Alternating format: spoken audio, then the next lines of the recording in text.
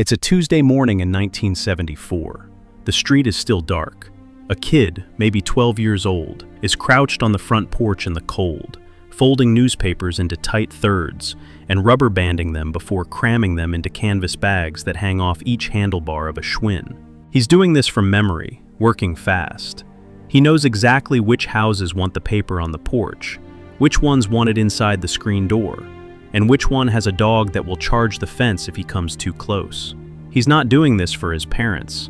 He's doing this for himself, for the $1.50 in his pocket at the end of the week, for the slowly growing sum in a bank account he manages on his own. That kid was everywhere in mid-century America. He was Warren Buffett in Washington, D.C. He was Walt Disney in Kansas City. He was Martin Luther King Jr. in Atlanta. And he was the anonymous 12-year-old in your neighborhood, the one you heard before you saw him, the soft thump of the paper landing on your porch before sunrise. In May 2025, the state of New York quietly removed the last legal provision allowing children under 14 to deliver newspapers, a job that had existed in American life for nearly 200 years. The amendment barely made the news, mostly because the job had already been gone for a generation. But the Paperboy didn't just fade out. He was dismantled, piece by piece, by forces that had nothing to do with whether kids could still throw. What actually happened is a story about newspapers, yes, but it's also a story about what we lost when we lost the first job. The job began with a 10-year-old Irish immigrant and a want ad. On September 4th, 1833, a boy named Barney Flaherty spotted a notice in the New York Sun placed by its publisher, Benjamin Day. The ad called for steady men to sell the paper on the streets. Flaherty, who was not a man, showed up anyway. Day's only requirement was a demonstration that the applicant could throw a newspaper over a bush. Flaherty passed. He became America's first official newspaper carrier, paid not as an employee, but as an independent contractor. He bought papers at a discount from the publisher and sold them at full price, keeping the margin. The risk was entirely his. On a slow news day, he might not sell out. On a good day, he could clear a decent profit. It was, in the truest sense, a child running a small business. That model spread fast.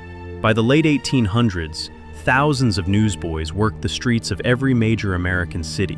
In 1899, when publishers Hearst and Pulitzer raised their wholesale rates, an estimated 10,000 newsboys in New York City organized a strike that shut down distribution for 2 weeks, and won.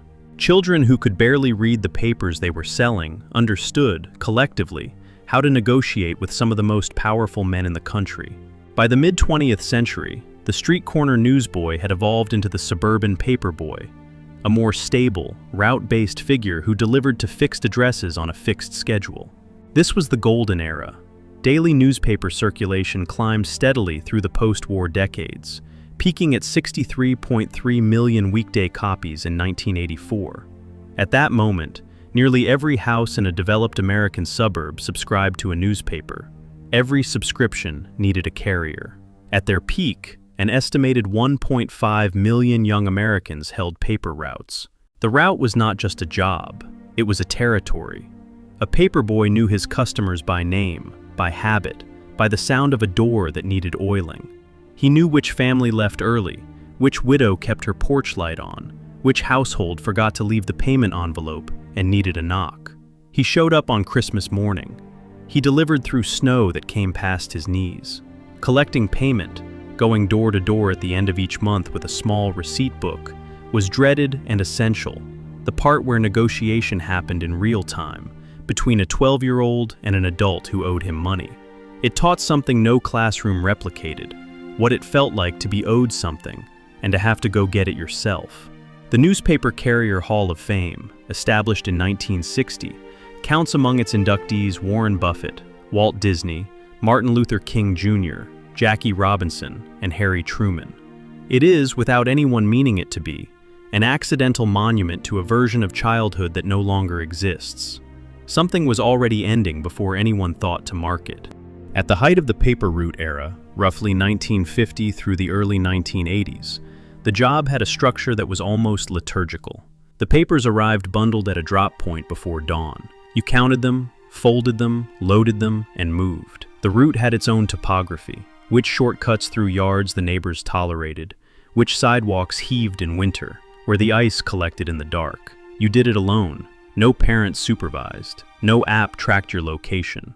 You were 11 years old and you were running a micro-enterprise across 4 city blocks before the school day began. The money was modest, roughly $30 a week at mid-century peak, but it was entirely yours. Not an allowance, not a gift, earned. And the economics of it were simple enough for a child to manage. How many subscribers, at what rate, minus the cost of the papers, equals what margin? Buffett later said that delivering papers taught him more about human nature than almost any experience that followed. Tim Cook, now CEO of Apple, woke at 3 a.m. as a boy in Alabama to deliver the mobile press register. He has described it as foundational. What made the Paperboy possible, and what made him disappear, was the afternoon newspaper. The after-school delivery window, roughly 3 to 6 p.m., was the reason the job belonged to children in the first place. Afternoon papers matched the rhythm of school schedules. A 12-year-old could finish class, pick up a bundle, complete a route, and be home for dinner. The entire infrastructure of the youth paper carrier was built on that timing. But the afternoon paper was already in decline by the 1970s. Television, first local news, then national, was delivering the day's events in real time, making the late edition paper feel redundant. By 1980, afternoon papers were disappearing at an accelerating rate. As they vanished, morning papers filled the gap, and morning delivery meant a 5 or 6 a.m. start, before school, in the dark. A schedule that most children, and most parents, were no longer willing to keep. From 1980 to 1990, the number of adult newspaper carriers in the United States rose by 112%. In that same decade, the number of youth carriers dropped by 60%. Those two numbers tell almost the whole story, but not quite all of it. The structural shift from afternoon to morning delivery was the first domino, but it fell slowly enough that most people missed it. The second domino was more visible and fell faster: circulation. Daily newspaper circulation peaked at 63.3 million in 1984, and then began a long, steady decline that has never reversed. By 2021, combined weekday circulation had fallen to approximately 24.3 million, less than 40% of its peak. Fewer readers meant fewer subscriptions. Fewer subscriptions meant shorter routes. Shorter routes made less economic sense for youth carriers, who needed a dense neighborhood of subscribers to earn anything worth waking up for. What accelerated the structural collapse was the internet. The classified ads, the box scores, the movie listings, the stock tables.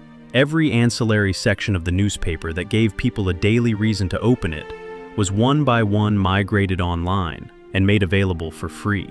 Craigslist alone devastated newspaper classifieds, which had been one of the industry's primary revenue streams. Traffic updates moved to the radio, then the phone.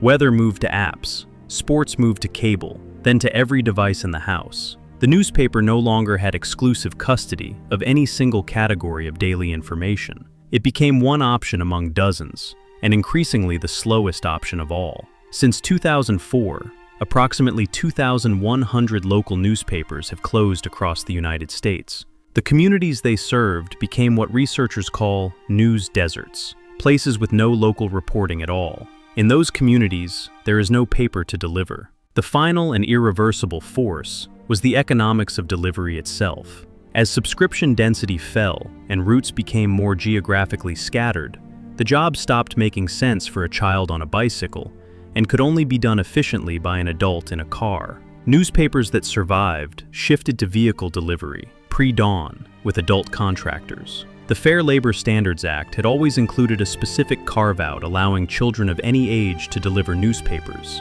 a legacy exemption dating from an era when newsboys were expected to be children. But in May 2025, New York became the latest state to quietly close that exemption for children under 14. The amendment barely generated debate. As an employment law expert noted at the time, the need for a workforce of children tossing newspapers on stoops is simply a thing of the past. In 1990, an estimated 62 million Americans received a weekday newspaper at their door.